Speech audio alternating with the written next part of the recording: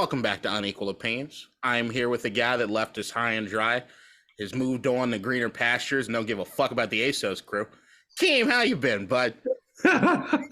That's not true at all. But I've been doing well. How about yourself? I've been doing all right. I'm doing all right, and I've especially been doing all right. I mean, today because I got to go out on a Tuesday afternoon, which always feels good. Feels naughty. Tuesday afternoon, went to the movie theater, saw me a little film called Ant-Man and the Wasp, Quantumania. Okay. There we go. And spoiler alert, I had a good time. What time are we talking? And how many people are in the theater? So yeah, I always like to talk about the movie theater experience, right? Because that can play a huge factor in it. And I was a little afraid. It does. So I ended up going up, spotted White Marsh, a Baltimore suburb. Okay, you went with the whites. Okay. Surprisingly, I thought that. I'm not going to deny it. I thought that. When I showed up, I didn't see any white people. So I was like, I got a little nervous. I ain't gonna deny that. I know, like, I know how we are sometimes. Especially if you think the movie theater might be empty, you might think, all right, little loose, do whatever. But audience, I'd say grand total of maybe 15 people in the theater. I went to the Dolby Atmos, like really high end fucking cinema. It's my first time doing the Dolby Atmos thing. My boy Spencer down in Virginia swears by it.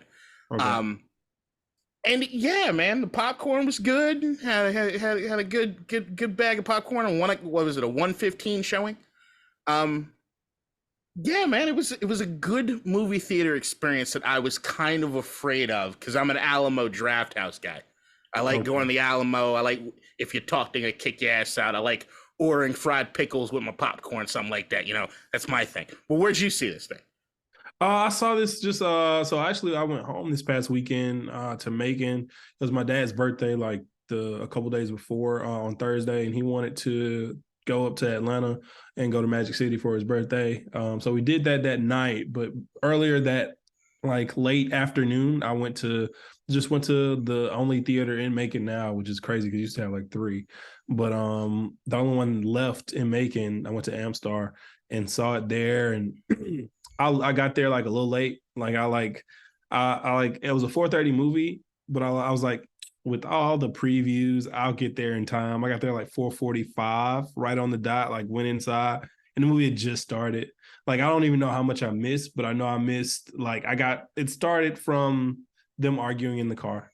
And Cassie and Hank Cassie and Scott, not Cassie and Hank, arguing in the car after she got picked up from jail or some shit. And so I missed everything before that. But outside of that, movie was very, very, very average. All right, so let's get into it. We do the full review. Everybody knows what Rotten Tomatoes is saying about this thing. As we are recording, we pull up the score because it seems to just keep going down. 48%. It is certified rotten. It was at 52% this morning. I know. It's not helping it. Every time I refresh, as a matter of fact, I loaded this page to prep for the pot, so let me refresh to make sure we're still good. 48%, holding firm, but the audience score is 84%, which I don't think I've seen a discrepancy that big on a Marvel movie, but yet I don't think I've seen a score that low on a Marvel movie, so we'll see. Before we get into what this means for Marvel, before we get into the big thing, just this film itself, you said it's very average. Just what are your thoughts? What were your thoughts on this film? How does it stack up or compare against the other things in the MCU? Like, I want everything. It's, for me, when I came out of it, I said it is the epitome of an average MCU film. Like it has all the things, but it's a tad bit infuriating because it had a lot of potential to be great. Like I see the seeds for a great film. And me and you were just talking about Star Wars before we got on. And the reason I asked you that was because I wanted to make my point. Being that that movie was the best Star Wars movie since basically Force Awakens.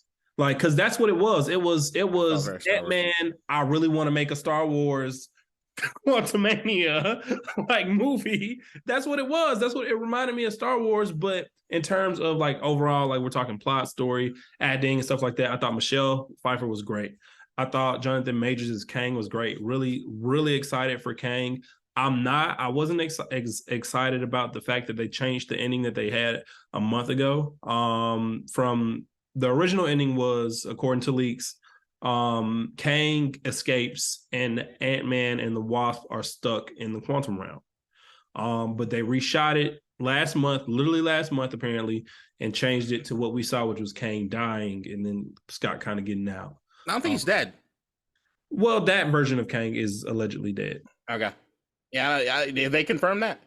No, they haven't. But you never know. I mean, but basically, the ending was he was supposed to get out. Like he was supposed to get out, which we don't know that he didn't technically. But again, he was supposed to get out and all that stuff. So, but in terms of like the story, it was like, okay, I like this aspect of it. We're exploring the quantum realm, but also you're doing this thing with Cassie and the Freedom Fighters because you want to give Cassie some screen time, and it's really not doing it for me. I like Cassie, don't really give a fuck about the Freedom Fighters. We're never going to see them again. We don't necessarily need to focus on these people.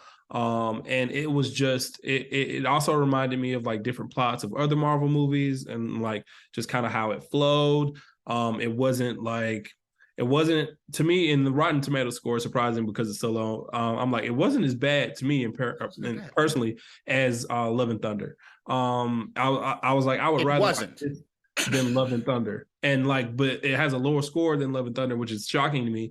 But I was like, okay, so it's not as bad as the Love and Thunder, but it's also not as good as a Wakanda Forever, right? So it's in the average realm for me. You had a good villain, and then you told me like you hyped up this guy that he was to be feared and that he was so great, and then you let some ants beat him. That's the biggest issue with the movie, man. You told me that he was the guy that, and like all the marketing for the film, they're saying, oh yeah, he's worse than Thanos. Like he's definitely worse than Thanos. I'm like, oh I promise you, there's no version. There's no way Thanos would have let Ant-Man just hoe him like that. Like there's no way. Look, the biggest, I got to start with that. The biggest issue with the movie is I appreciate them choosing an Ant-Man movie to unveil Kang, if we're not counting Loki, He Who Remains. It's hard to say your character lost to Ant-Man. And literally some ants. Like, bro, and he was talking shit and everything. It's like, rough. Have I killed you before? Are you the one with the hammer? And I'm like, oh shit, he done killed Thor. Like, okay. And then you mean to tell, he killed Thor, but he lost. And then so the ants kick his ass. He shows back up with his biceps showing because he's been working out for Creed. And then Wasp shows up, Evangeline Lilly with a Karen haircut, shoots her beast things at him, and it's like Kang goes out, huh? All right, that did it. Okay, I get it. I get that criticism. There's not to really say about it. I mean, I get the post credit scene because we're spoiling all this. The post credit scene to me made it be known, if you're not familiar with the comic book history, that like, hey, he's just one of them. There's a ton more, and they can be a lot more badass than he is. Like, if this is the starting point that we're seeing as far as this guy and the technology that was there and plus he's been there, fucking around with the Freedom Fighters, whatever. So he's probably just out of practice. There's some bad motherfuckers coming, but to go to the beginning of what you said, yes, the watching the movie, the first thing I thought of was Star Wars. But then I immediately then said, there's another movie in the MCU that made me think about Star Wars. And now that's where I'm doing more of the comparison, which is Guardians of the Galaxy. And when we did our MCU ranking, Guardians of the Galaxy was my number one, right?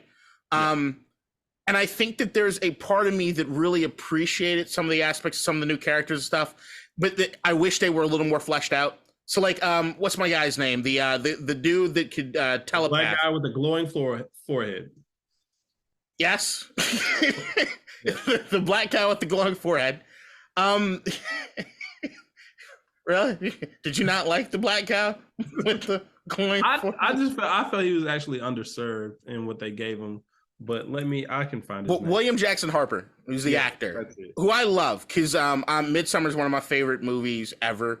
And I think The Good Place, the show on NBC, Yeah. If you haven't seen it, it's a must watch. It's incredible. I didn't think, like, I don't watch network TV, but somebody got me to watch it, and I'm blown away.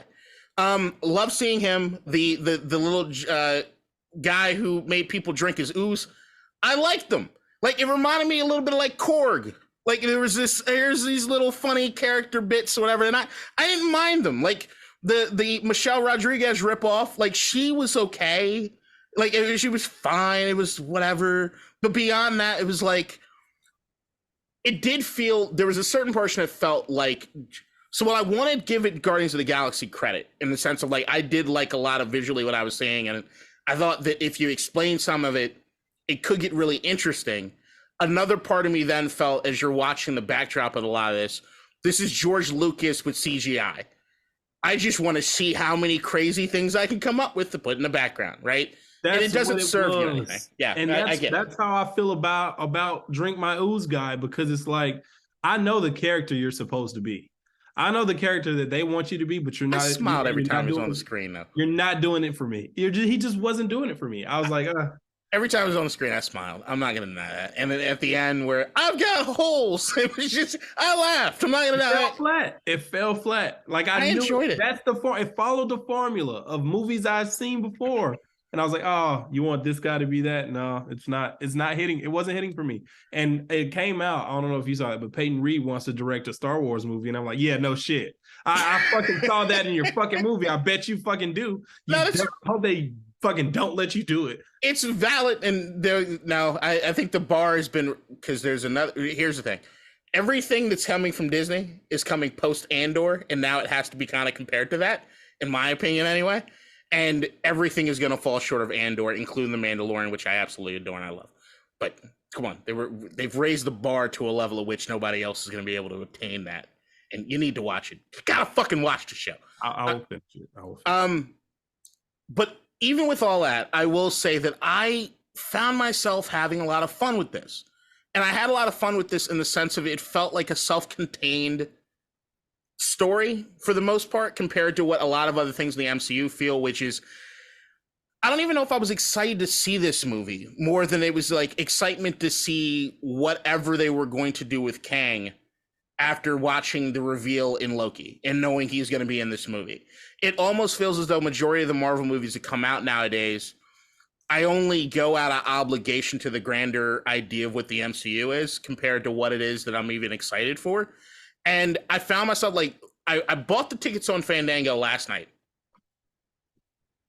And this morning I woke up, had to get some work stuff done. I had to, like, slay through my work so I could be free for the afternoon. And there was a part of me that thought, stay home. Like, I got lunch. Like, I just not do this. And I'm glad I went, because I did have a lot of fun. I laughed at the jokes that I know that you said they didn't go over in your audience.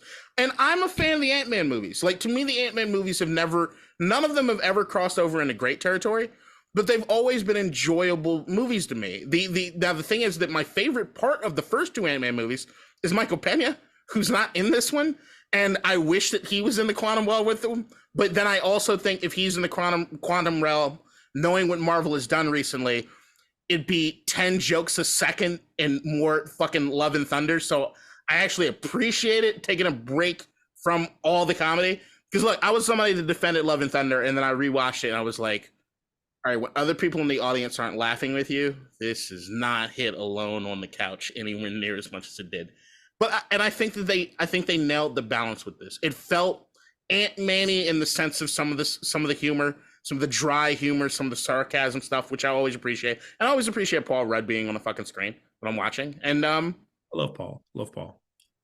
Cassie, I had fun with Cassie. Knowing it, that's the thing, is like you said, you missed the beginning of the movie, and the beginning of the movie is the most Ant-Man of the movie. Like, it's when they're in San Francisco and you're seeing what Ant-Man has been up to with his fucking book launches and all that shit. And it's that, to me, was like that warm, fuzzy Ant-Man comedy that I've come to appreciate from Peyton Reed. And then we spend basically they don't waste any time throwing us in the fucking quantum realm, which I was actually blown away by. I was like, oh, we going here now already? Holy shit. And I think there was enough interesting stuff on the screen that kept me wanting to know more. And I think maybe in time I'll be more disappointed with this movie if they don't expand on anybody that I've seen or any of the people that were there in the quantum realm. Because if they just leave it the way it is, and I've seen everything I need to see, and I'm never going back, I feel disappointed. I would feel disappointed. So I'll add and say I actually enjoy the first Ant-Man a lot. I think it's underrated. Ant-Man 2 is just I enjoyed it when I saw it in theaters, and then like as far as rewatches go, it's not as good, but it's still like, hey, it's solid. I can watch it. The third one to me is probably the worst one so far. And again, it's when I say mid, I mean mid. It's not bad. It is average. It is just like, okay, take it or leave it. Like to myself, I've said I don't know. I don't care if I ever watch this again. But if I do, if it's on TV and I'm like nothing to watch, it's just Quantumania is on. Like I'll just throw that on. But also just in terms of like Ant-Man itself, somebody like I've been in communities and talking about this and stuff, and like they talk about like how Ant-Man is a bridge movie. Like, hey, you can't really like, evaluate it, got to evaluate it as a bridge movie because they don't really treat Ant-Man like they should. They don't give him the respect he should. And then it's like more so about it's a setup movie, so you just got to take it for what it is. I'm like, that's fine. It's fine if you want to go it's just a setup movie. I need the setup movie to be enjoyable. Still, like you I need to enjoy it. You didn't enjoy it? Enjoy. It was fine. It was fine. I didn't. The most average movie ever. Yes, it was the list. I've been trying to work out where I have it in the MCU, like in my head. And then if you break it down like this, I'll ask you, rank right now your phase 4 movies, and let's just throw Ant-Man in there with it. Because it's the start of phase 5, but fuck it. Let's throw Ant-Man in there with I'm pulling up the phase 4 list. Okay. I can go ahead and tell you, obviously, it's Love and Thunder, Black Widow, Eternals, Wakanda Forever, Spider-Man No Way Home. What else? Oh, Shang-Chi. What was the other one that came out? Multiverse of Madness. Yeah. Okay. So worst to best, including this one. All right. Now, once again, all right, fuck it. I'm just gonna no. I'm not gonna preface it. I'll say what I need to afterwards. Go ahead. Eternals last, even though it's the most beautiful Marvel movie ever made. Pretty. It's gorgeous. And I love Brian Tyree Henry. The Last Jedi of the MCU. Sort of. Last Jedi has some more interesting things to say. The Eternals. Then I go. I don't want to, but I'm going Black Widow next. I'm obsessed with Florence Pugh. Shang-Chi. Hate. This is hate. This is hate. All right. Yeah, hold on. I gotta say it back. Eternals, Black Widow, Love and Thunder. Okay. Shang-Chi. This is still hate, but okay. Shang-Chi. Wakanda Forever. Multiverse of Madness. You out your fucking mind. Doctor Strange. Oh, no, hold on. Multiverse of Madness. Ant-Man. And what am I missing one? No Way Home? Did I say No Way Home? No. All right, fuck it. I gotta do this over again. All right. I'm struggling. No Way Home number 1? It's not. Okay. All right. I mean, final go. I got this. Okay. Last place. Eternals. Okay. Followed by Black Widow. Okay. Followed by Love and Thunder. Okay. Followed by Multiverse of Madness. No Way Home, Multiverse of Madness. No Way Home, Wakanda Forever, Multiverse of Madness, and then Ant-Man. I fucking really like this movie. I'm seeing that now. I don't think you realize what you just did because my order is very much different from that. Yeah. But yeah, let me just look up because I really had fun with. Well, no, but this isn't phase 4. This is phase 5. I know, but I'm just saying. So I'm removing Ant-Man. So I had to rate Ant-Man within him. I'm saying Ant-Man's top 3. You just put it in top 2. No, I know. It's easily top 3. But to me, there's some recency bias because I just want that movie. That's a lot of recency bias, but No Way Home to me does not hit anywhere close to what it did off of the first time I watched it. No, of course not. No, for sure. But that's not my problem. You just got Ant-Man way too high. But I'm gonna go from Ant-Man Multiverse of Madness. Best. I'm gonna go from best to worst. Okay. Wakanda Forever, Shang-Chi, No Way Home, Multiverse of Madness, and I could switch those two. Black Widow, Ant-Man, Thor: Love and Thunder, Eternals. Actually, that's a lie. Ant-Man, Love and Thunder. I mean, Eternals, Love and Thunder. Yeah, you really hate Love and Thunder. Christian Bale does enough in Love and Thunder that I'm happy. I'm happy in certain aspects of it. I do understand the comedy act, but here's the other part: is that I don't think any of these movies are bad. I think none of them are bad either, but and I don't think there's a huge discrepancy between number one and the last. Love and Thunder is MCU Black Knight. Hold on, what? It's MCU. Black Knight, Black Adam? No, Black Knight. James is Black Knight. Stop. No, it's not. Don't do that. Don't fucking do that. That's bullshit. It's like MCU, the pacifier. Like the one. Oh, get the fuck out of here, bro. Like it's very much. It's not for me. The format, everything is not. I'm thinking about rewatching it now, and I'm disgusted with myself. But it is just I can't do it. They ruined it. Did you like Ragnarok? It's top 5. Here's my issue. Okay, so this is we're gonna expand this conversation. We've already started ranking Phase 4, right? Yeah. I don't think the movies have changed that much. I think we have. No, I'm not even gonna disagree with that because that's what I'm saying. It's the same. You haven't changed that much. I get it, but the thing is, like, but the thing, we're coming up on 15 years. I will say one thing. Yeah.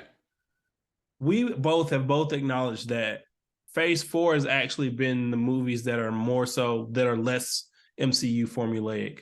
Like all of them have been like the least MCU formulaic. However, I want to just add one thing.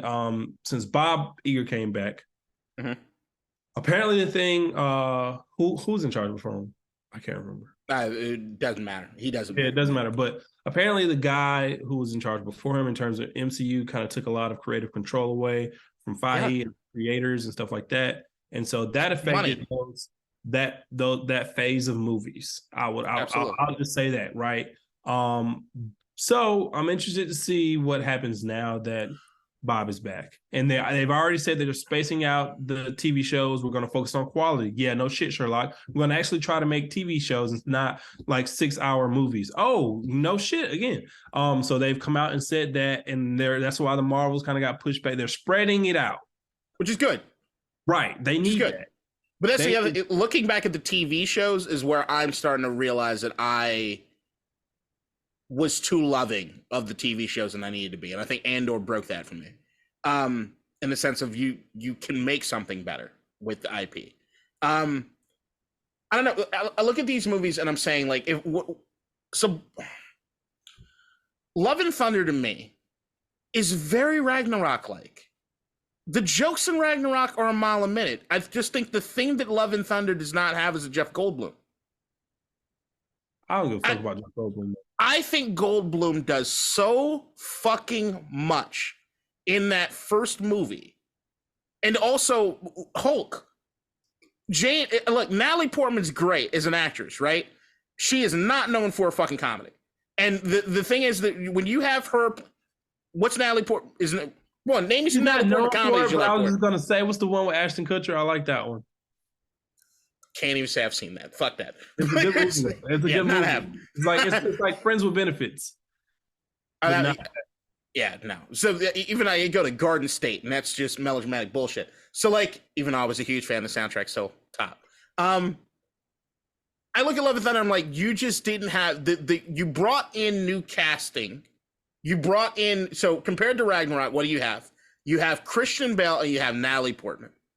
you have two people that can come here and elevate your cast from an acting standpoint, right? But what does Taika Waititi do? Gotta stick with them jokes. And it's like, you didn't bring in a joke guy. You brought in Christian fucking Bale and Natalie Portman. And if those are the guys you're bringing to introduce and to play off of whatever Thor's doing, you got to kind of come correct. And I think that that's the only misstep. But I don't think, if I'm looking at like the actual writing quality of the movie, it's that much different than fucking Ragnarok. I really don't think it's that grand different. I just don't. And even I'm looking at like things like Doctor Strange: The Multiverse of Madness. I adored that movie, and we talked about it here on the pod. I love the Sam Raimi-ness of it. I just think it's so interesting. I've gotten a higher opinion of Multiverse of Madness as I've watched it a couple of times. It's not. I mean, I didn't dislike it either. I thought it was good, not great. It was good, not great. But it was a little bit of a letdown in terms of the marketing and other stuff. But I'm not going to get into that. What I feel like Love and Thunder lacks that Ragnarok had was emotion. It had like it was heartfelt for me, like in terms of the weight of the movie. It's like we talk about it all the time, like literally like Thor and Spider-Man are some of the most like suffering of characters in the MCU. It's those two. It's those two. And like in Ragnarok, what happens is he loses an eye. Well, his dad dies. Loses an eye. Meets his sister who beats the shit out of him. But as you're recalling this, just remember these are all around jokes. He's tons of fucking jokes. For sure. But there's a seriousness to this movie. And what? Let's see. Yeah, Asgard destroyed. Has to kill his own sister. Like it's a lot of emotional, like terrible shit that sends him into his later depression. That happens in that fucking movie. It is, but it's also there was balance there. It felt like in Ragnarok, Thor had better serious moments. The serious moments that they had in Love and Thunder fell short to me in terms of like, oh, you wanted me to feel this impact with him and like Natalie Portman. Y'all didn't really establish that. It's like I that was one of my favorite parts of the movie. The romantic comedy that takes place midway through. No, I thought it was great.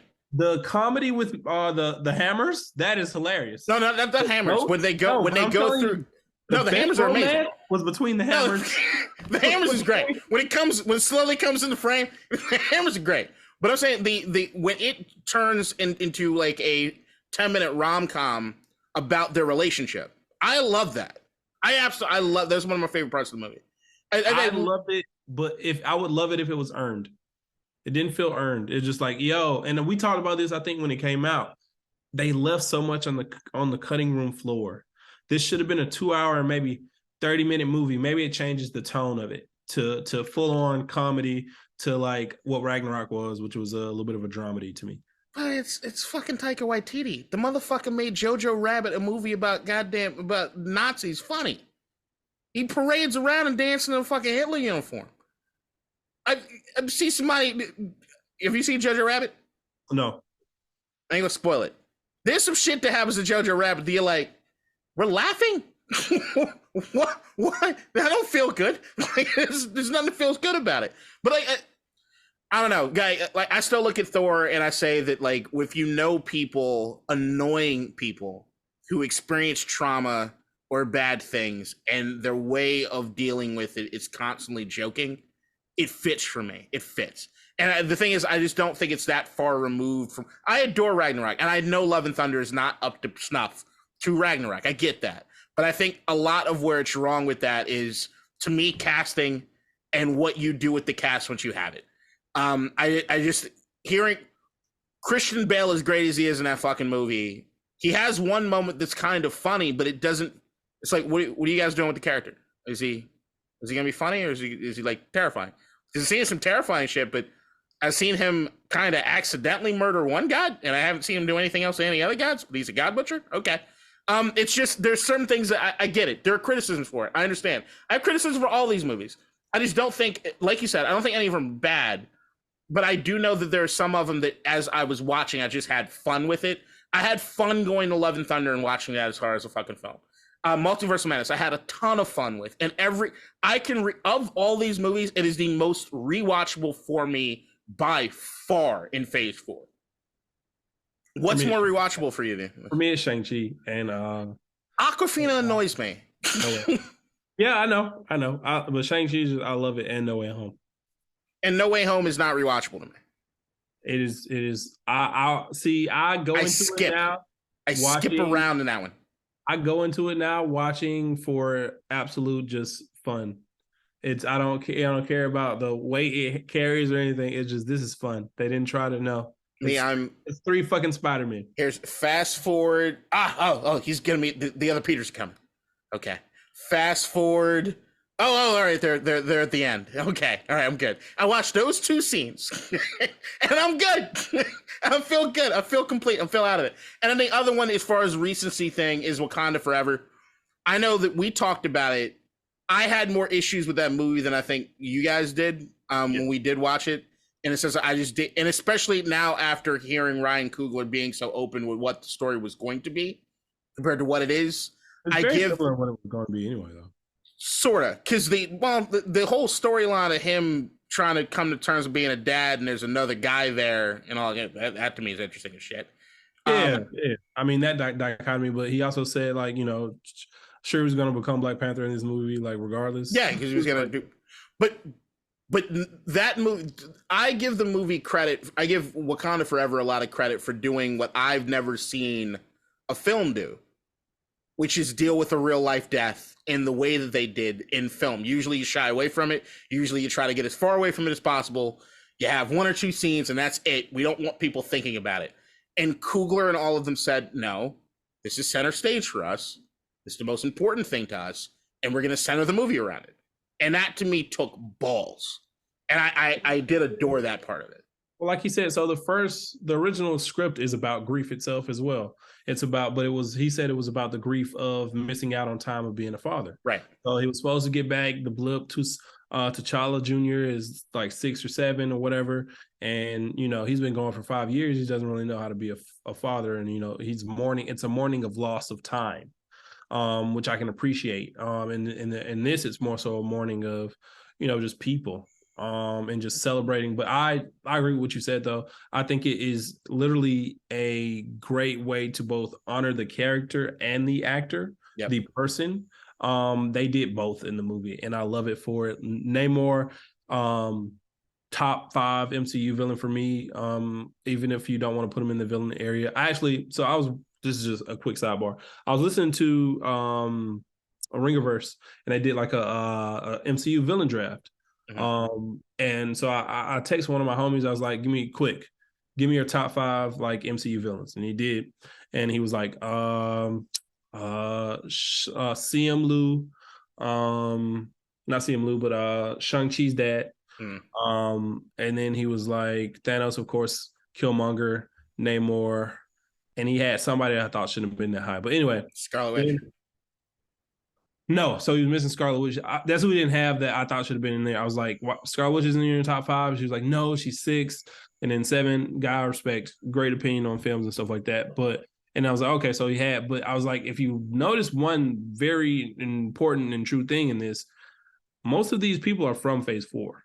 Like if you look at whatever your top 8 MCU villains, it's probably got 3 or 4 people from Phase 4.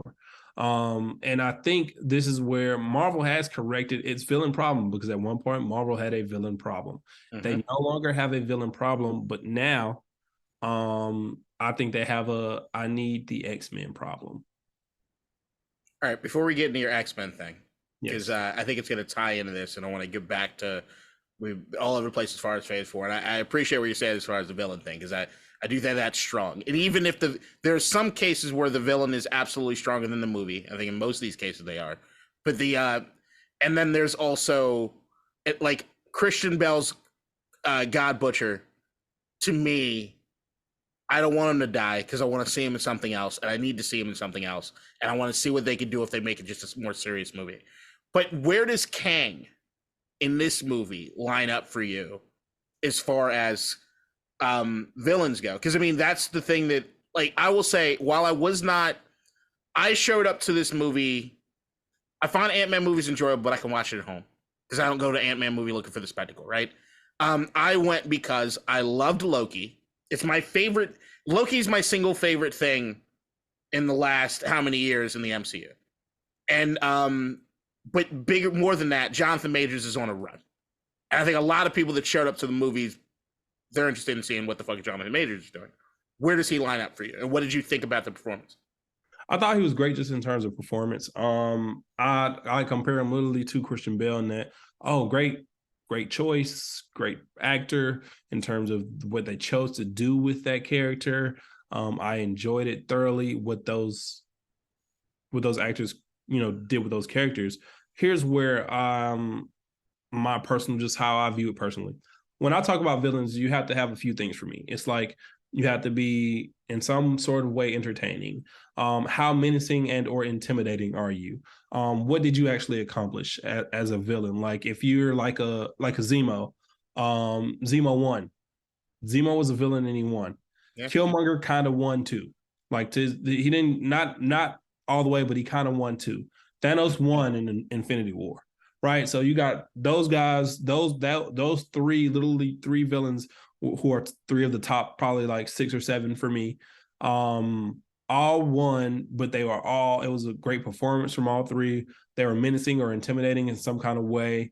They really had an effect, having an effect on the movie, where it's not just the heroes. It doesn't have to be just the hero, but like an effect on the movie. For example, I don't feel that way for Kang or the God Butcher. It's like we talked about this, but they spent all the entire movie telling me in the marketing, telling me that Kang was a badass, that he's a worse villain than Thanos, that you haven't seen anything yet. Oh, you got to just watch Jonathan Majors. And I'm like, okay, Fahi, I'm listening to you talk about it in these interviews, and I'm listening to, I'm watching the movie, and I'm like, and she's like, oh, he is the conqueror. Like, oh, he conquered these little weak ass bitches in the multiverse. Okay, I mean, in the quantum realm, like, I mean, I guess, like, sure, I don't see no Iron Man out there, but go ahead. Like, he conquered them, and he had sex with Michelle Pfeiffer. Like, I don't like it's like I'm not feeling the intimidation, nor are you accomplishing anything that matters to me. He got his ass beat. He had a great performance. Got his ass beat by a bunch of ants. Wasn't really he had a couple cool, like, entertaining moments when he was kind of talking to Ant-Man when they initially meet. He's like, oh, are you the one with the hammer? I've killed a lot of y'all. You know what I'm saying? Like, I'm like, he talking his shit. That was my favorite Kang moment. I was like, talk your shit to these niggas. And he did. And then he talked all this shit, and it was like, are you Nick Young?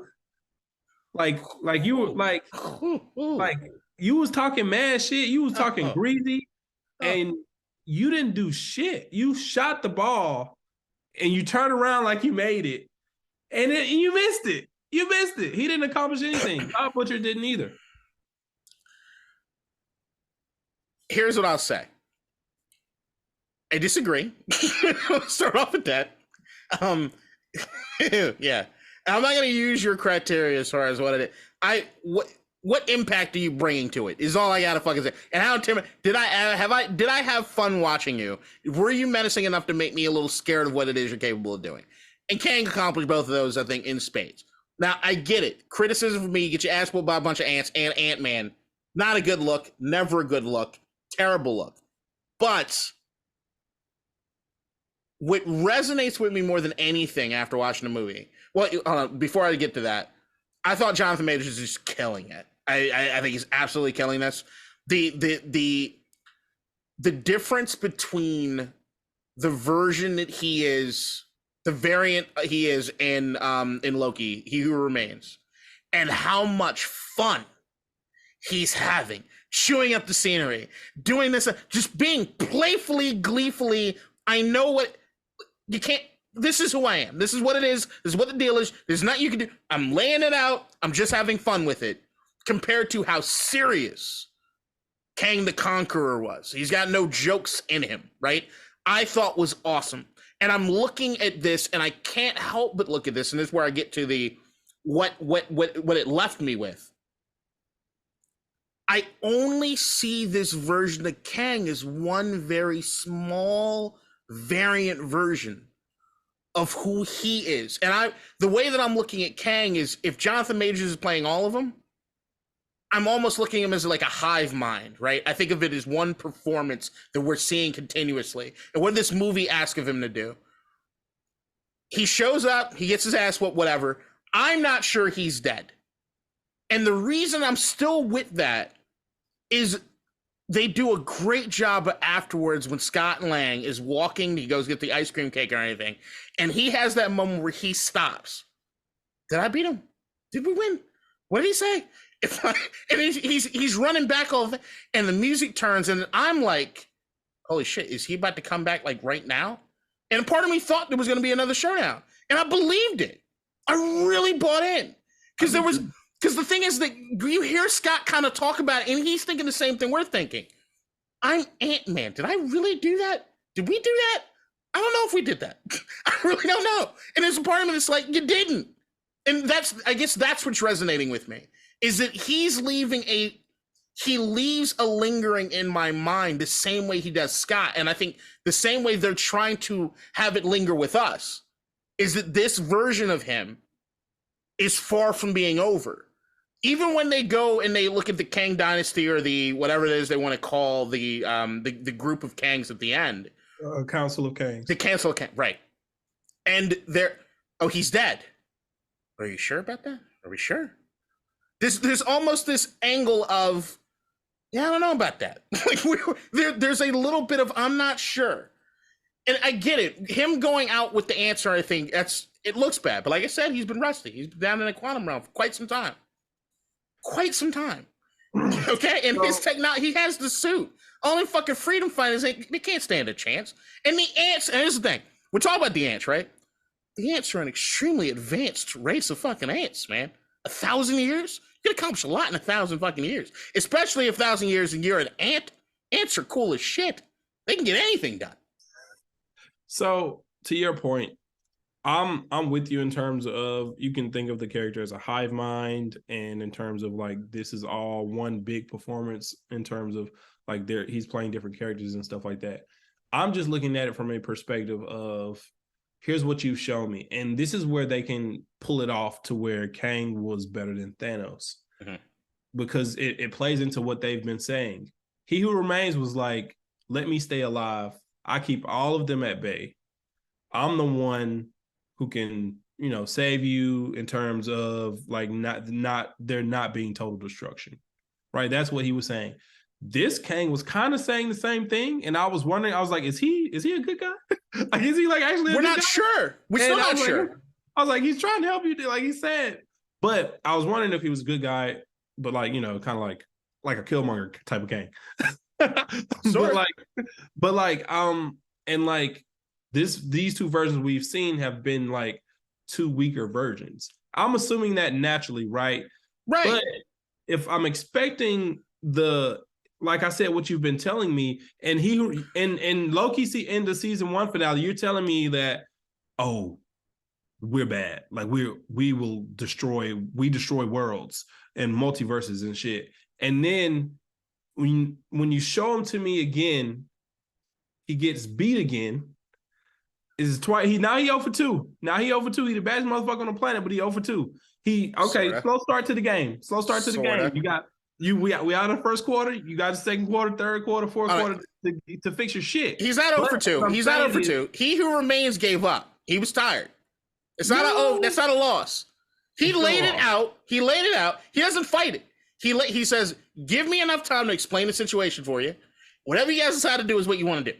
That's what he does. It's not a loss. It's not a loss. It's not a fucking loss. Because he could have won. If he wanted to, he said I did. No. It's not a lot. It's him. He said, why would you give him the power? I'm tired. Like, I'm just tired. Like, put me out of my misery if you want to. But then you guys got to pick this up. If y'all want to do what you want to do, you want to do what you want to do. I'm just going to stand here. I'm going to watch this fight. I'm going to enjoy the fact that I don't know what's coming next. And whatever y'all decide to do, I'm just here for a ride. That's acceptance. It's awesome. But another thing that we were thinking, just from a plot standpoint, the part of me, and I'm with you I wasn't sure if he was a good guy or bad guy. I don't know. Maybe he's outside the realm of what's good or bad, right? Like aspects of what you saw in Loki as far as pruning timelines, this, that, and the other, where the idea of what's good or what's bad, I think, is kind of blurred or is getting blurred in the MCU to a certain degree. He keeps looking at Janet. Do you see now? What did you see? And I kept thinking back to that What If episode where he shows in the magic balls or whatever he had, all the different variants doing things, right? I don't know what this Kang was doing. I don't know what she saw him do. Like you saw the glimpses, but there's nothing in context. I don't understand. Like I don't get, who is this guy? What's this variant supposed to be up to? Why are the Council of Kang so fucking afraid of him and need him away or banished in the fucking in the quantum realm? What is all that? And why does Janet constantly throughout the entire movie not want to be forthright about anything? She won't be forthright about a goddamn thing. And most importantly, why are we trusting a white woman when she's speaking on a black man? See what I'm saying? You see what I'm saying? So like if I look at that and I'm looking at all things being considered, right? I see, what the fuck? I don't know. Because even in the Council of Kings, we see Iron Lad, right? Or at least a version of Iron Lad. I don't know. I don't know. Because Iron Lad usually, if I remember correctly, is fairly good. He is. So the what's good, what's bad? Where are we at? I don't know. And that to me is what the idea, even going into this movie, and I know that you said that they were hyping him up or anything. I don't believe that. I know that Feige was saying certain things about Jonathan Major's performance. I know they've been hyping up Jonathan Major's performance, which I think he delivered. And what it is the Kang character being introduced to the MCU is going to do, right?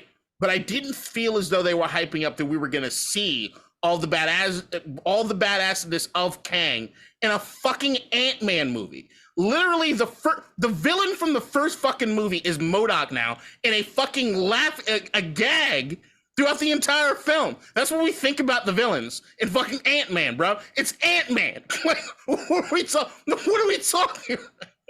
It's Ant-Man. To their credit, though, I mean, just not even in terms of Feige in the marketing, they hyped him up in the movie itself. Janet is telling you, like, he's a fucking badass. Like, we gotta win. Like, was. All the little weak freedom fighters are like, yeah, he's the one. Like, we gotta really worry. And I'm watching it like, damn, it took y'all could have just jumped this nigga. Cause like, I mean, like, y'all should have just jumped this nigga. Like, y'all was trying to fight him 1-on-1 and you thought he was a badass. But 5 versus 1, like, it seemed like he'd fall.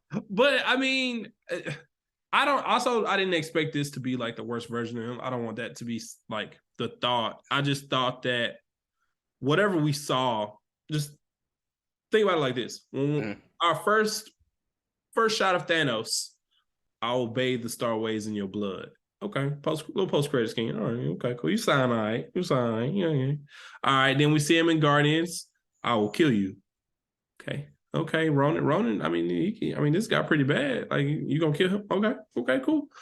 He the main villain. You thought you just gonna kill him? Like, okay, straight up. All right, cool. Then we see him again. Fuck it, I'll do it myself. Grabbing the Infinity Gauntlet. I'll see you soon. And then we hear his voice. I think at the end of Ragnarok. And then we see him in Infinity War, and it's his movie. Movie.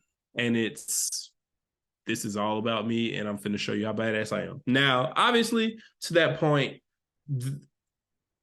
conversely, with Kang, he's warning you about all the versions of him. In this first instance, we see him on Loki.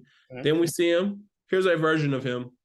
And they're hyping up the version in the movie, telling us that he is the conqueror, he's bad, and we all gotta run, hide. And then he gets beat up. He loses the movie. He loses in the movie, essentially. He loses the fight. We don't know if he's dead. Loses the fight. All right. To ants that put their minds together. I'm not even 1,000 years. I'm off of it being the ants. And there's a lot of them. Who loses? Regardless, you lost the bee stings. You got shot up by some bee stings from an anti-vaxxer. And so And so this is what you show me. You haven't shown me anything, is what I'm saying. Like, he can't be high ranked for a villain. Like, for performance, sure, you're up there. Okay, that's fair. Just like, it'd be like, I wouldn't put him over Ultron yet. I wouldn't put him over Ultron. Not yet. Bars. But I expect more. But here's the thing: I've never been more excited for a Marvel villain. So while I get what you're saying, I can't argue that. So far from what we've seen, he's not the ultimate badass, right? Like, Thanos looks like he could take him. Scarlet Witch looks like she could take him. There's a few that look like they could take him, right? But to me, the way that they're setting this up, when I'm looking at like the grand scheme, like, because this is supposed to have been phase 4 and phase 5 is a reset, right? We're supposed to have been resetting for the new generation now that we have everybody gone from Endgame, even though it looks like Robert Downey Jr., I'm going to be back because the movies ain't hitting the way the MCU movie going to be hitting. Did you see they came out and said Robert Downey Jr. is off the board for anything else Marvel? I assume it's a smokescreen, but... Wait until he makes Doolittle 2, and he got to come right the fuck back, all right? Although he's got a couple movies I think upcoming this year. Is he an Oppenheimer? That's supposed to be. Is he an Oppenheimer? He is an Oppenheimer. Yeah, so, that might be the one. I think that's gonna be successful. That might be the one. That might be the one that Robert. He's like, all right, I'm good. I'm all right. If we get another Doolittle, the motherfucker will be back. I promise you. And give fucking Chris Evans another Gray Man movie. Fucking stupid. That Gray Man was good. I ain't watch it. You gotta watch it. It's good. Here's what I saw in the trailer. I saw the Russo brothers got a fucking drone and they want to use it. That's what I saw. Bro, that's a good movie. You would like the visuals. You would like. I probably will. I watch Ambulance. I mean, I watch anything. I watch fucking anything. It wasn't bad. I had fun with Ambulance because it's a Michael Bay movie. It's Michael Bay. I love Six Underground. Six Underground is my favorite. Like, you know what you're getting in a Michael Bay movie, and it was a Michael Bay movie. Me and my girlfriend sat down. I was like, we got to watch Ambulance tonight. She's like, what? I was like, I'm doing my end of year list for 2022. I need to watch Ambulance because it's Michael Bay, and I love Michael Bay, and I know what I'm getting into. He's a 14-year-old man with $200 million. What are you giving me? Titties? There was a lack of titties in slow motion ass in this one. I give him that. Maybe he grew just a little bit, or it's hard to do that in a paramedic uniform. I don't know. Though. Got some sparks. Look, it is the dumbest fucking heist idea in the history of cinema. As soon as the movie was over, do you know what I did? I got it sitting right there because I left it right there. I had to watch Heat as a palate cleanser. I was like, I couldn't go to Den of Thieves. I needed Heat. And I watched the first part. All I had to do was watch Heat up until the point where they try to kill Waingro in the fucking parking lot. And I was like, I'm good. That's all I needed. Oh, feel good again. To be honest, that part was stupid too. It's the biggest out. It's a believable thing because you think it's simple, but that part was also stupid. But that's the biggest slip up in the history of cinema. Are you excited for Heat 2? I need to get the audiobook. I've been holding out until I got a long car ride. But now I got a long car ride coming in a couple weeks, and I thought I was going to listen to Heat 2 because I already bought it. But the girlfriend's coming along saying I'm going to be able to listen to Heat 2. I'm a little disappointed about that, but maybe she'll fall asleep and I get to listen to Heat 2 because I really want to hear Heat 2. Okay. All right. Well, let's transition. Yes. What's up? What I feel. All right, X-Men. It's not necessarily just about the X-Men, but let's be honest. Fantastic Four, probably more important. Yeah, not more important because they're not as good than their movies haven't been historically. You need to read Richards for Nathaniel Richards. You do need to read Richards in terms of like Secret Wars and stuff, yes, but in terms of fans, I don't think the Fantastic Four are obviously identifiable by normal fans, but not as much as the X-Men. I think what Marvel is suffering from a little bit now is just in terms of how many characters do we actually give a shit about? Like, I think we've gotten buy-in on Black Panther. I think we've gotten buy-in in terms of Spider-Man. And I think that's like really it. I think Doctor Strange is like right there. Maybe you put him in there. Strange is that. I don't think more than Black Panther. You think Black Panther has more buy-in than Doctor Strange right now? I mean, you can look at the box office and see that. Nobody showed up to watch Shuri. Bro. No one, hold on, fuck that. Like, I support Black women, all that shit. But no one came to watch Shuri. What do they come for? Ryan Coogler? And what are they doing with Chad? I mean, either way, I'm just saying. I mean, more so the franchise than the character. Also, culturally, if you didn't go to the movie theater to see it, how would you feel as a black man? I mean, I would feel bad, but also I know a lot of black people who didn't go to the movies and see it. They just waited. But they're not proud that they didn't see it. But anyway, I just think a lot. Somebody said this when it came out. Like Iron Man isn't even like with the first phase of the MCU was these aren't even their most popular characters and such and such, and they're doing this well. I think some of that's worn off. I think some like nobody really gives a shit about Ant-Man, to be honest. Like nobody does. And I think that also affects like the perception of the movie. And I think what I mean by their X-Men problem is they need an influx of highly anticipated characters that people give a shit about. There are no more Captain America movies starring the Steve Rogers Captain America that people love. They're gone. Now you got like the number one, like I'm a black guy in a movie with a bunch of other white people, and he's the new Captain America. Sam Wilson. He is top tier token black guy. Anthony Mackie, like literally Gangster Squad. Like it doesn't. It's like go back to his history. It's there. Like if he's in a movie with other white people, he's the best supporting. 999, like all that shit. Anyway, but there are do 8 Mile. That counts. But there are characters I feel like that people care about as much. I don't think it's like a huge problem, but I think I could see why they really need to get the X-Men going. I think when we get to wherever that point is, I think because right now people are saying like, oh, I feel like that superhero fatigue is finally settling in. I don't think that's it. But I do think that when the X-Men hit the screen, it will reinvigorate what the MCU is. It'll be an injection of something new, and they can do something like, I feel like you got to be a little bit more serious with the X-Men, but we'll see. But I just feel like they need what the X-Men would bring. I'm with you to a certain degree, but I also think superhero fatigue exists. And I think it's a thing now. I think last year being as strong a year as it was for movies, and if you look at the box office totals and where the MCU lined up compared to the rest of the box office, was scary. Which should have been scary hours for Marvel.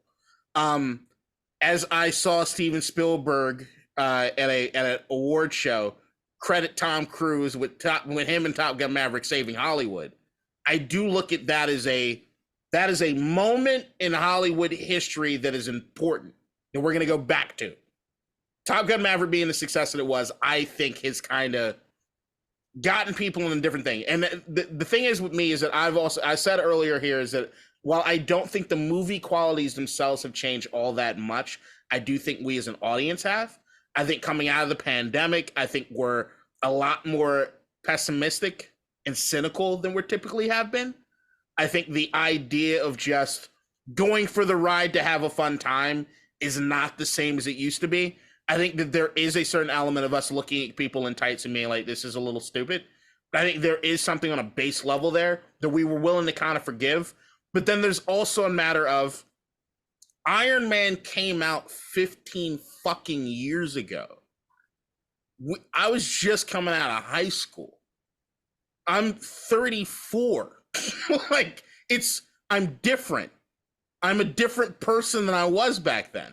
And while you had me kind of build with these characters with actors that I knew and I've kind of grown with over these periods of time, I kind of grew out of what it was that we were back then. And I think that that's going to change. In the same way that like every time the new series of Star Wars movies comes out, the older generation gets upset, even though all the young kids fucking love the shit, right? So like I am curious about what the younger generations are thinking about these movies. I think that's extremely important to see where the future is going with it. Because I like when Iron Man came out, nobody was expecting it either. And now they have like, there's no real history. Jon Favreau and them nail that first movie. And then I actually think there's a ton of fucking mid after that. I don't like the first Captain America movie. I actually dislike the first Thor movie. There's a lot of like subpar shit when you go back and look at it, but hey, they're building stuff, right?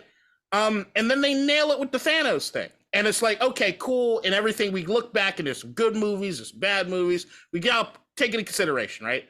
I think right now the issue to me is that there might be too many characters. And I'm with you. There's maybe too many characters we don't have a whole lot of buy-in with.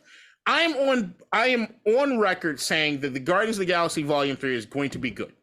Fuck that. It's going to be great. Might be the only good MCU movie we get this year. But I'm also on point that Guardians of the Galaxy #1 is my favorite all time. I think it's the best MCU movie ever made. And I look at that, I'm like, those characters are beloved to me. But I also know, hey, Gunn's out. And the way they're making that movie sound is just one giant fucking funeral. So I don't know what's coming out of that, right? But then I look at like what's coming up or what's on the release docket. The Marvels. I like Brie Larson. I don't hate Captain Marvel as much as other people hate that movie, Captain Marvel. Because actually, it's the only use of de-aging that doesn't bother me, and I think it's underrated. Sam Jackson does not look bad de-aged in that movie, in my opinion. And that to me is important, especially after seeing what Scorsese did with De Niro on The Irishman. But am I excited about the Marvels? Not really. Did I like Miss Marvel? Kind of, but it's a kid's show. I like Miss Marvel. I actually thought there were certain aspects. I like the character. But it's, as you would put, fucking mid. At best, mid. Captain America New World Order. I don't care who you are. You're not excited about Sam Wilson fucking Captain America. You're not. I'm excited for Photon in the Marvels. Tiana Paris. That's it. Got to see the execution. But Captain America New World Order, I'm not beating down anybody's fucking door to see that. Sam Wilson, Anthony Mackie as Captain America doesn't do it for me. It just doesn't. I'd like to see it. I don't dislike Anthony Mackie. Thunderbolts, maybe. But then I'm looking at the character building as far as Thunderbolts. The person I'm probably more looking forward to than anything is Florence Pugh's character. Like, that's the one I probably have the most connection to. Blade, more of a curiosity. Just what are they going to do with Blade? Can they nail Blade? And a Deadpool 3, which we know Hugh Jackman's coming back. So there's your X-Men. But then I don't think they're going to introduce a whole hell of a lot of X-Men beyond him and Deadpool 3. I don't know how they're going to do it. And then to me, it's like, so then you have the Fantastic Four, Avengers Kang Dynasty, an untitled movie, Avengers Secret Wars, and then Armor Wars. I really think the best thing to do is, I'm looking forward to Fantastic Four. If I'm looking at just from a film standpoint that I don't know casting, I don't know anything, I'm excited about just as a movie, is Fantastic Four. Because I think it's going to have the absolute most to do with the Kang aspect, and then knowing it takes place right before we get the Avengers Kang movies, to me, is like, that's what plays in the best of what are we doing as far as the long term here with this. And a part of me does think that they're just going to tier this thing. That some of these guys that are here are just not going to be part of the big stakes at the end of this. Because there are too many fucking characters. Yeah. No, for sure. I mean, that's what happens in Secret Wars anyway. They focus, you read it, right? Right, yeah. Yeah, like they focus on like Spider-Man, Reed, and Miles Spider-Man at that. Actually, I think both of them were there. Miles and Peter. And then, yeah, like people like Daredevil and Punisher, they weren't there, street level guys. And it was, I mean, maybe a couple X-Men characters. It wasn't a lot. Like, it's harder, like, that's actually something I'm excited about. Before I go off on a tangent, I'm not going to go off on a full tangent, but side note, I just want them to also stop with the millions of like little minion villains and then like all the superheroes kind of fighting them. I don't want that to happen anymore. Can we do it like they did in Secret Wars, where there are a few generals and like that Doom has that you have to deal with? So you send a batch of heroes to deal with Thanos and somebody else to deal with, Onslaught, Red Skull, whatever the fuck it is. Just I don't want another like Secret Wars where it's like, oh, all of those little Kang's minions, I don't want them to fucking fight like the heroes. Like let's not fucking do that. But anyway, so in terms of the movies that I'm excited for in this next 2 phases that have been announced, Blade's my number 1. I'm just interested to see how and what they do with it. Are you scared? Yes. Same here. Yes. I'm afraid they're going to mess it up.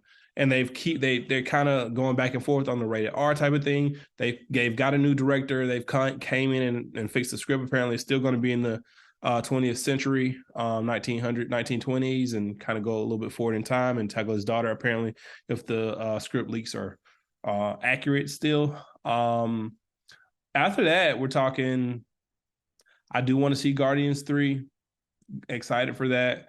I want to get to James Gunn a little bit because he has some DC stuff that I want to talk about. But excited for Guardians 3.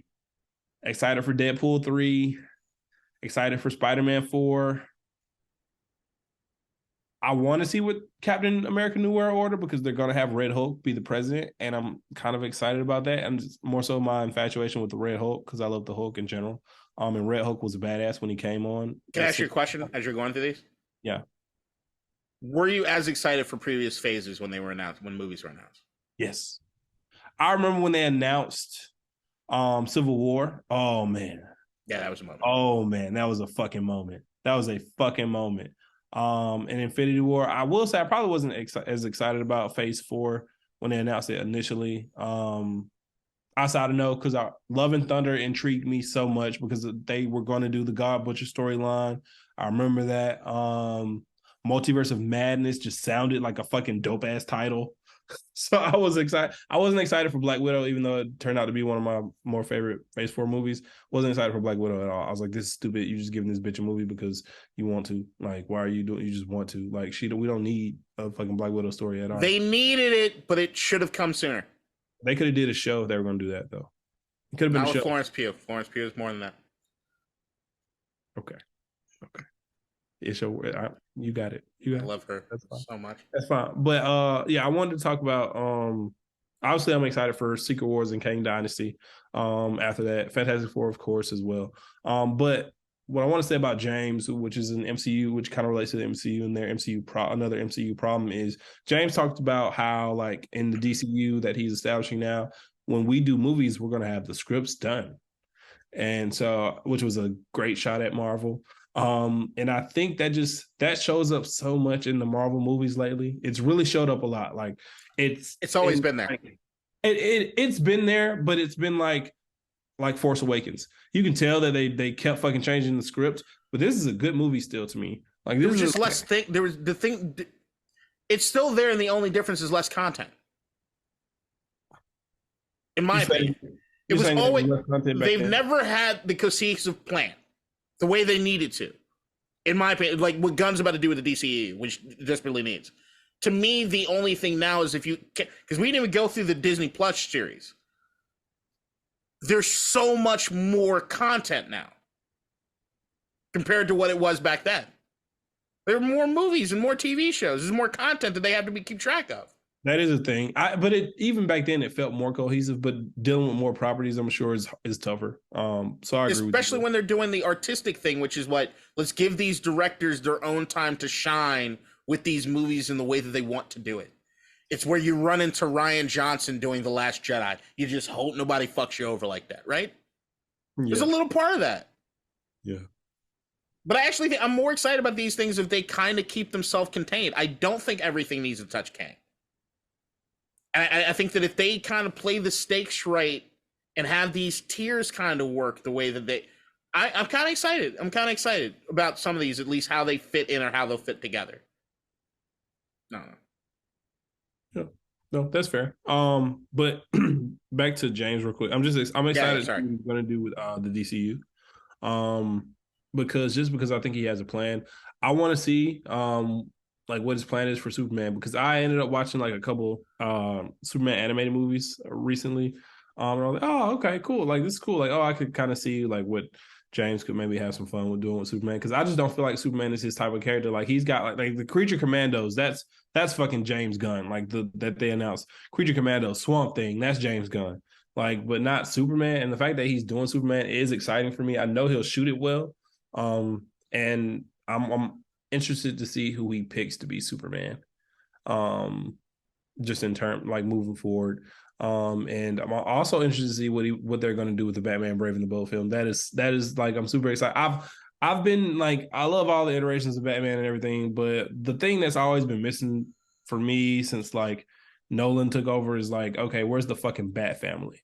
Like I get like, I love Batman, but like, he's kind of like, he's like the dad of this shit. And like, I need his badass kids like to be around, and like I want that version, like 45-year-old like I'm still out here, but like fucking Dick is getting on my fucking nerves. I had sex with Barbara once. Like, I love Jason, but I had to kick his ass out and also let him die. Now I'm also having to raise my own child, who I had with a villain which shows my terrible decision making that I have consistently and constantly when it comes to love, because I only like the bad bitches. And now I have to raise her. And then I also got Tim Drake, the genius. I got this orphan girl who doesn't speak ever, but she's deadly as fuck. Her mother is a fucking killer. And it's like, I want to see that version. And that's what the Brave Bold is supposed to be. It's supposed to be him and his son. And I want Dick to be there. I want Jason. I want Tim. I want Orphan. I want all that shit. But there's been a generation of people that don't want that, because the last time we got anything close to that was Joel Schumacher and Bat Nipples. Okay? Yeah, it scared us. It's Joel Never Schumacher. Again. But it's Joel Schumacher. It's like 9/11, son. Never again. we can't base it off of Joel. Yeah, but it left an impression. It's why they haven't touched it. It did. It's actually funny you said I was actually I watched last week. I watched all the old 1940s Mac Fleischer Superman cartoons, because it's still the best depiction of Superman that's ever existed. And the animation is just so fucking clean from back then. It's just so fucking good. I am. Before Ant-Man started, they had the previews, as they do before movies that you missed because you were late to the movie. Par for the course. Beyond that, I will say, as much as I think this year is going to be a great year for movies, there's some fucking shit-looking movies coming out too. I don't understand how people still watch Fast and Furious movies. I don't get it. And I watched that trailer. I came home and turned the trailer on to see whether or not I was just confused in the theater. That I can't tell what the fuck is happening with that movie trailer. I don't understand at all. Dude, what is that? Can you just give me a long line? Just give me an elevator. What is happening in Fast 10 or whatever the fuck this movie is? What is it? Family. Is that okay? Family. I don't understand. No, I can tell you what's happening. Please do. I'm curious. So, which this annoys me about the Fast franchise. They try to connect all the villains back to Dom and some shit he did, and I'm like, yo, all right, like let's give it a rest. But in this movie, apparently Jason Momoa is the son of the person that they killed in Fast 5. God damn. Apparently, he's the son. They got shots that depicted like he was there during the chase and shit. Jesus Christ. And so apparently that's Jason Momoa's new character. Fuck. So, similar to what Jason Statham's was when he got at it. Oh, this is so funny to me. And Statham's in the movie. Yeah, and so similar to when Jason Statham got at it, in the sense that he's going to be hunting down all of the members of the family, of Dom's family, to get revenge on Dom. And Cypher being Charlize Theron's character from who was introduced in 7. She is back. Actually, she was introduced in 8. Yeah, she is back. You keep track of this shit? I'm impressed. This is one of my favorite franchises. Oh my god. And so so that's pretty much it. A lot of stupid shit is gonna happen, and a lot of shit that doesn't make sense, that's not possible. My favorite thing about the Fast and Furious franchise is how they evolved the characters. Now think back with me for a second. Your first remembrance of Ludacris in the Fast franchise was Too Fast, Too Furious, correct? Yeah. You know what he's doing in Too Fast, Too Furious? He's hosting circuits. Yeah. He has his own garage. And do you know what he's doing now? He's a fucking computer hacker genius. I don't understand how a car racing group from LA have become the IMF. They're the impossible mission. They were petty thieves. They went from petty thieves to fucking super spies. Do you know the kind of great at character development you have to do some shit like that? So my girlfriend had a very anti-Tom Cruise stance, which I've been trying to beat down because I think it's stupid, because he's the greatest movie star we've ever had in the history of cinema. He is. All right, he's so the most bankable, not the greatest. He's the most bankable though. Look, he can act on an Academy Award winning level. Oh, he can, no, for sure. He just chooses not to. Because he did. So Will Smith went through his period of that shit. Tom did the reverse. He's like, I want to show you guys I can do this. You see I can do this. I'm capable of this. I'm not going to do this because I'm going to be the best. I am a brand onto myself. This is who I'm not a person anymore. I'm an idea. I'm Tom Cruise. I'm more than a person. Idea. That's what he is. He's an idea. The Mission Impossible movies are what Fast and the Furious want to be, but Mission Impossible is good. Yes. Yes. Okay, hold on now. No, fuck around. Some of the Mission Impossible is great. Movies are good. Some of the Mission Impossible movies suck too, though. Like there's only one bad Mission Impossible movie. Period. There's only one bad one. The rest of them are great. Which one is it? 2. No, 2 is good. Get the fuck out of here. 3 is the one. 3 is the one. No, Philip Seymour Hoffman. Is it 4? Philip Seymour Hoffman is 4. That's the one with Hawkeye, right? It's 4. 4 is not. What are you talking about? How's 4 a bad movie? It's not bad, but I mean, like, not good. Like, you're out of your mind. Like, if I'm to rank the Mission Impossible movies, each of them is better than the last. The last one is the best one, without question. But each one is better than the last.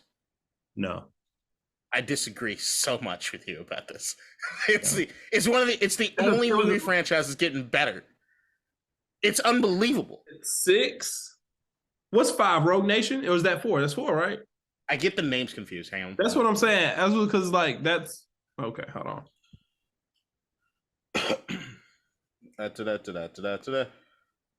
All right. Fallout 7. Is it? Yeah, Fallout 7. Because Fallout is Henry Cavill and the helicopters. No, Fallout is 6. 7 is coming out this year. See, I knew you didn't. I'm not. Fallout. Oh no, sorry, my bad. No, they the film. I'm on Wikipedia. I'm sorry. They had Mission Impossible versus the Mob, the 1968 European release, as number 1 on the list. Sorry. I didn't go to the top. I didn't realize it said 1968. Yeah, 6. What am I talking about? There's 6 movies. Fallout is 6. Rogue Nation is 5. Ghost Protocol is 4. Then Mission Impossible 3, Mission Impossible 2, Mission Impossible 2 is a dog shit movie. Okay, no, it's 6, 5,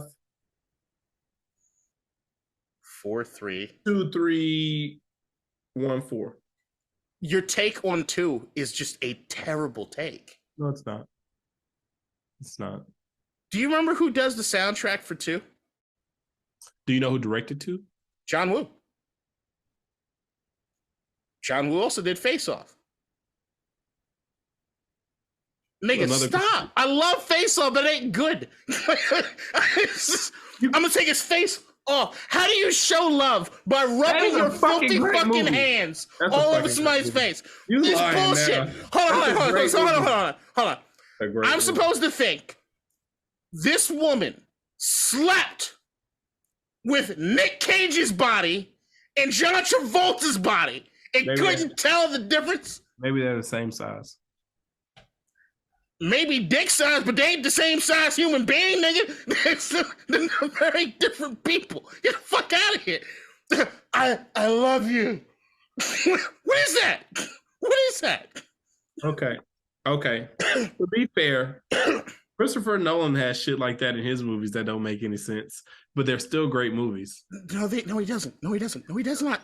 Look, John Woo is good for what he was. The 1990s. In the 2000s, it fell off.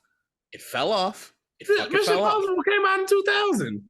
Yeah, because Limp Bizkit does the fucking song. Limp Bizkit. The nigga's wearing Oakleys, and there's explosions for no reason. And Thandie Newton's just wasted. She looks great, but she's wasted. She was not wasted. She was great. Oh, fuck out of Mission Impossible 2 is a dog shit movie. I haven't seen it in years, but I'm standing by that. Me and my girlfriend, we watched the first one. She's like, okay, I'm kind of digging this. I was like, we're skipping 2. She says, why? I was like, don't worry about it. We're skipping 2. It didn't happen. We're going to 3. She loved Philip Seymour Hoffman. He's the best villain in any Mission Impossible movie. She's fucking great. Go through all of them. So we get to the end. She's like, all right, those are pretty good. I was like, right? They're amazing, right? She's like, can we watch 2? I said, I don't know if I can do it. But she's like, let's watch 2. So I put it on. I didn't have to say a word. About 15 minutes in, she says, can you turn it off? Just stop. It's bad. It's fucking bad. Please go watch 2. If you haven't seen it in years. You probably saw it when you were fucking 10 years old and being like, oh yeah, Mission Impossible 2. Because you know what else you thought was cool? Limp Biscuit and Oakley shades, nigga. Like, it's different. 2000 was weird. 2000 was weird. Okay, what we were watching on TV was weird. Pimp My Ride was there was shit that didn't make sense.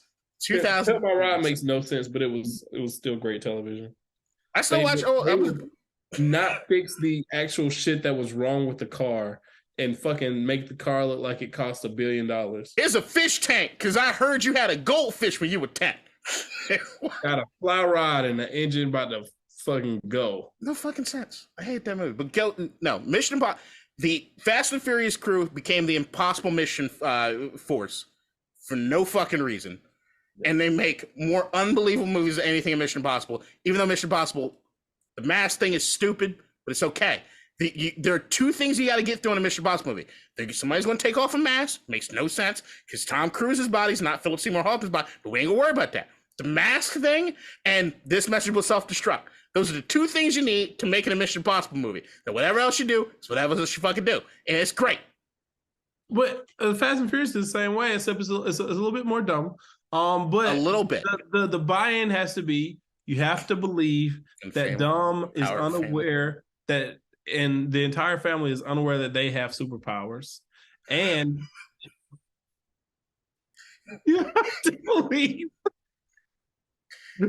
believe that all the stuff that they can do in the cars, like bringing down planes, crashing. In the trailer for this last movie, I'm sitting in the theater today. A harpoon gets shot from a helicopter into Dom's car. He revs the engine and he crashes 2 helicopters and drives away. You just gotta suspend a little disbelief. Then I think I saw a safe again. Did they run out of ideas? Are they dragging another safe? It wasn't a safe. It was something though that was rolling. I don't know what it was, but yeah. So we'll see how that goes. That's going to be shit, and it's going to make a ton of ton of money. Only thing that confused me is James Wan's part of that. And I think James Wan's an excellent director. No, well, he didn't do this one because he got pissed at Toretto, so he backed out and stopped. Good Juan. Well, pissed at Vin Diesel because apparently Vin Diesel was showing up and not like knowing lines and like. What Dwayne was upset about was why he left his ass.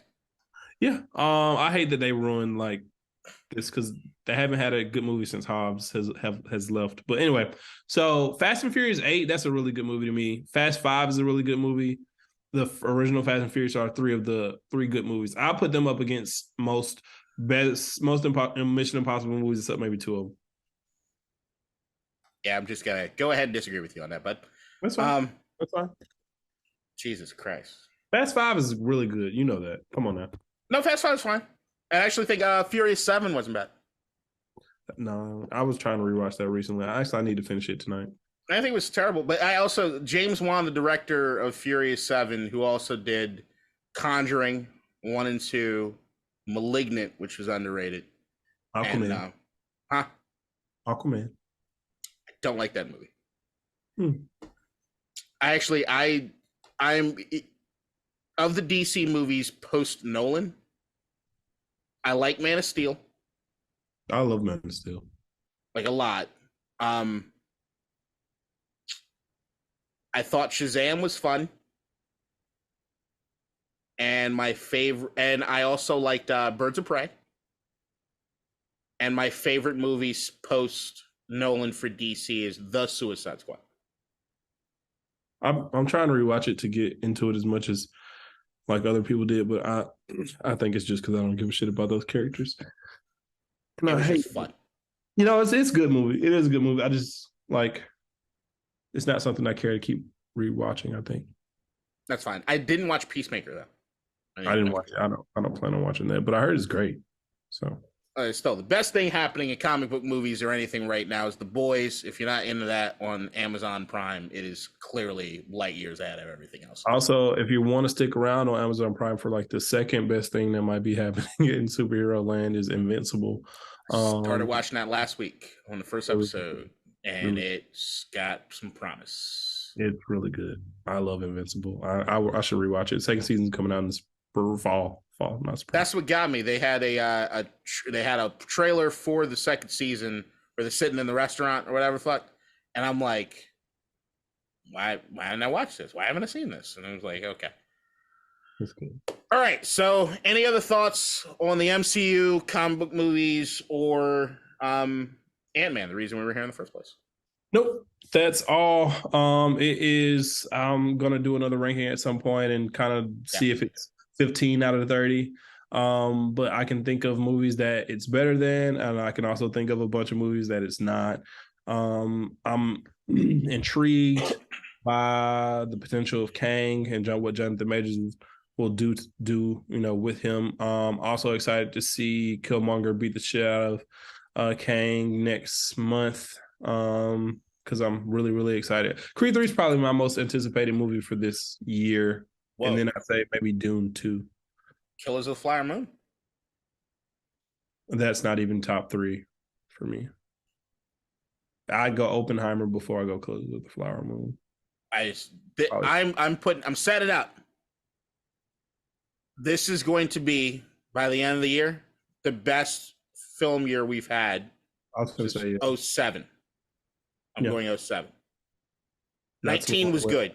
19 was good, but what was 15? Was it 15? Because I know 15 has Sicario. I have to think about it. I'm not gonna go. Let me look. Yeah. We'll do some research. We'll talk about this. All right. Let me look. So that was our pod on Ant-Man. I might go see it again because I'm a guy that likes to watch movies multiple, and I really do want to watch it again to see exactly where it lines up. But yeah, thanks for watching, everybody. And Keem, see you in a year, next year, something like that. 6 months. 6 months. I do want to do that heist draft. I think that's got legs. No, I want to do that. That's fine. All right. Bye, everybody.